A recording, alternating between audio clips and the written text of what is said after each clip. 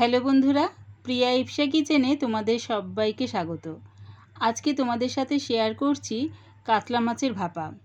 ইলিশ ভাপা তো তোমরা খেয়ে থাকবে, একবার আমার মতন করে এই কাতলা মাছ দিয়ে ভাপা বানিয়ে খেয়ে দেখো, দারুণ স্বাদের হয়। আমি বাড়িতে কিভাবে তৈরি করি সেটাই ভিডিওর মাধ্যমে শেয়ার করলাম। রেসিপিটা ভালো লাগলে লাইক ও সাবস্ক্রাইব করে দিও।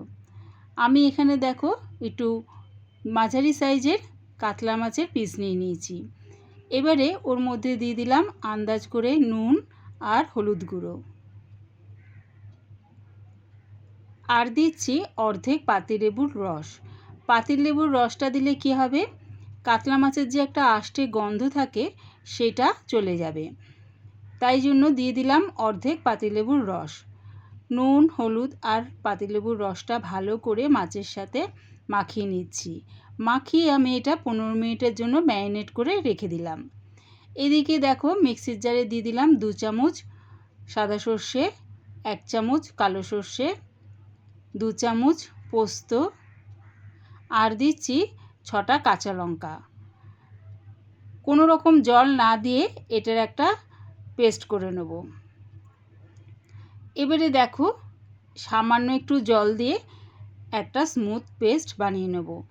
প্রথমে এটা ড্রাই পেস্ট করে নেবে, তারপরে একটু জল দিয়ে ভালো করে পেস্ট করে নিলাম। এবারে সেই পেস্টটা টিফিন বক্সে দিয়ে দিলাম। দিচ্ছি 3 চামচ টক দই ফেটিয়ে নিয়েছি, সেটা টিফিন বক্সেও দিয়ে দিলাম। দিলাম বেশ খানিকটা সর্ষের তেল। দিচ্ছি স্বাদ অনুযায়ী নুন। নুনটা একটু আন্দাজ করেই দিও, কেননা মাছটা মাখানোর সময় আমি সেখানে নুন ব্যবহার করেছিলাম। এখন এই পেস্টটার সাথেও আমি নুন ব্যবহার করলাম। সব কিছু দিয়ে ভালো করে মিশিয়ে নিলাম। নুন, হলুদ আর পাতিলেবুর রস দিয়ে মাছটা আমি 15 মিনিট ম্যারিনেট করে রেখেছিলাম, সেটাও এবারে টিফিন বক্সে দিয়ে দিলাম।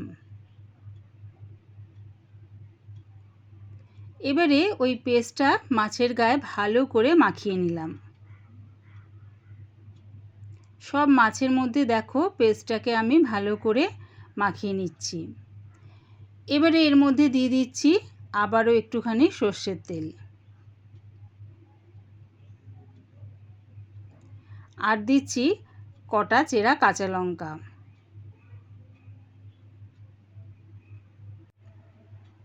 এবারে টিফিন বক্সের ঢাকনাটা আটকে দিলাম। গ্যাসটাকে হাই ফ্লেমে রেখে একটা কড়া বসিয়ে দিয়েছি জল সমেত। জলটা ফুটে গেলে তার মধ্যে ঝিকটা দিয়ে দিলাম। ঝিকের ওপরে টিফিন বক্সটা বসিয়ে দিলাম। চাপা দিয়ে গ্যাসটাকে মিডিয়ামে রেখে এটা হতে দিলাম। এমন পাত্রের মধ্যে টিফিন বক্সটা বসাবে যেটা চাপা দেওয়া যায়। প্রায় 40 মিনিটের পর আমি গ্যাসটাকে বন্ধ করে দিলাম। টিফিন বক্সটা ঠান্ডা হয়ে গেলে ঢাকনাটা খুলে নিচ্ছি। দেখো রেডি হয়ে গেছে কাতলা মাছের ভাপা। একবার আমার মতন করে এই কাতলা মাছ ভাপা বানিয়ে দেখো, কেমন হয়েছে কমেন্টের মাধ্যমে জানিও। পুরো রেসিপিটা দেখার জন্যে প্রিয়া ইপসা কিচেনের থেকে তোমাদের সবাইকে অনেক ভালোবাসা রইল। পুরো ভিডিওটা দেখে ছেড়ে যাওয়ার আগে প্লিজ আমার চ্যানেলটিকে সাবস্ক্রাইব করে দিও।